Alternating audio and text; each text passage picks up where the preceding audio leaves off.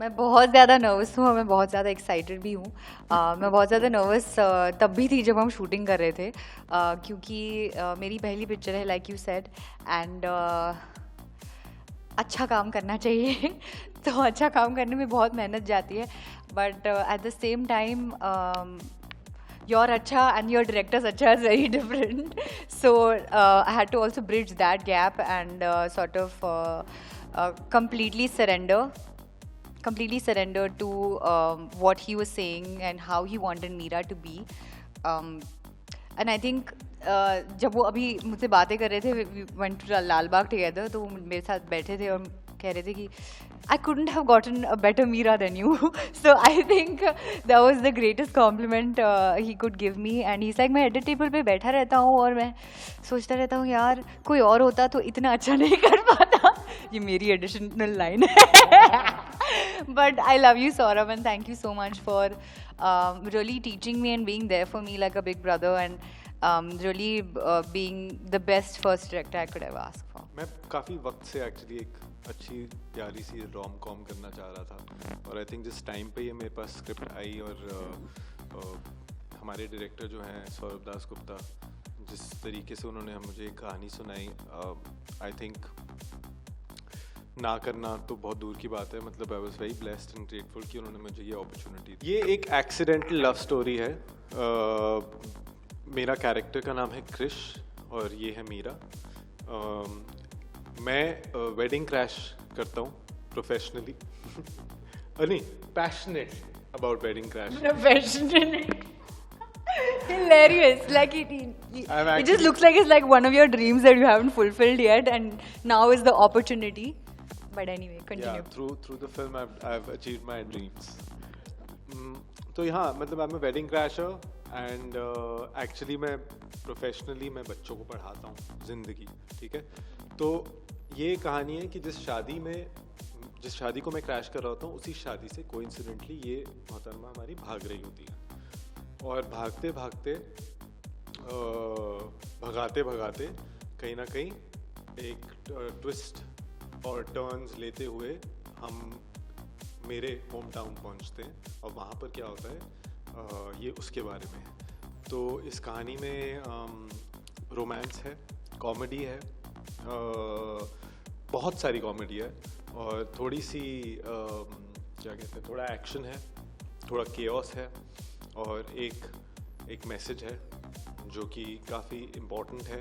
But हमने उसे हंसते खेलते हुए बस अपने कहानी के थ्रू बताया है कि जैसा कि आपने ट्रेलर में भी देखा है कि ध्वनि का कैरेक्टर कहता है कि शादी से भागी इसलिए क्योंकि मेरी शादी तय करने से पहले मुझसे किसी ने पूछा नहीं. तो it's about that, and then उसके थ्रू क्या क्या चीज़ें होती हैं. That's how the story sort of unfolds. मेरे लिए बस ऐसा ही था कि मुझे अपॉर्चुनिटी मिल रही है to work alongside so many beautiful actors, and most importantly to work and to have an opportunity to be actually schooled by Lakshman sir and his whole vision. क्योंकि ये स्क्रिप्ट एक्चुअली आई थी और मैंने पढ़ी थी, और तब मुझे पता नहीं था कि मैं इसमें होने वाली हूँ या नहीं, बट मुझे स्क्रिप्ट बहुत अच्छी लगी थी क्योंकि इसमें एक बहुत इम्पॉर्टेंट मैसेज था. जैसे कि ट्रेलर में है, she is running away from home because उससे पूछा नहीं गया, which I think is so important. लड़कियों को डिसीजंस हमेशा अपने हिसाब से लेने चाहिए. I feel Meera is also a free world girl, and उसको केज कर दिया जाता है, उसके डिसीजंस उसको लेने नहीं दिया जाता है, which is very wrong. And I was just wanting to play her character, and मुझे ऐसा लग रहा था कि यार मैं बहुत सारी लड़कियों की स्टोरी ऐसे कह सकती हूँ थ्रू मीरा, एंड इसलिए मेरा बहुत मन था एक्चुअली ये पिक्चर करने का. And the universe worked its ways, and today we're 7 days away from the film, and I gave it my all, and now it's just on you guys. यार मेरे लिए ना एक मेरे दिमाग में ऑलवेज एक आइडिया था कि मुझे कंप्लीट आर्टिस्ट बनना है, और तो इसीलिए हर चीज़ का टिक बॉक्स होना ज़रूरी है. तो I started with singing, and मेरा बहुत प्यार है म्यूज़िक के साथ. But at the same time ना लॉकडाउन में ऐसा लग रहा था कि यार म्यूज़िक वीडियोज़ किए बट थोड़ा और कुछ हो सकता है, so I started to learn acting to get better at my music videos basically and उसके बाद just cosmically things started to flow. मैं उसमें और घुसती गई, सीखती गई, लोगों से मिलती गई. और एक प्ले किया हमने नागमंडलम, इट्स बाय गिरीश कर्नाड, उन्होंने लिखा था. और we did I did it with a couple of NSD actors and just felt completely immersed into it and बहुत अच्छा लग रहा था मुझे. We did a full rehearsal of like 2 months and 2-3 months actually, and every day I would go and sort of run through with them and just gradually started to fall in love. And then I met Lakshman sir and Saurabh. Script तो मैंने already पहले पढ़ी हुई थी. फिर the decision was taken that I'll be a part of the film. And उस दौरान भी मैं बहुत सीखी. जब मैं उनके साथ टाइम स्पेंड कर रही थी, मैं उनके साथ रीडिंग्स करती थी. लक्ष्मण सर खुद बैठते थे थ्रू इट ऑल.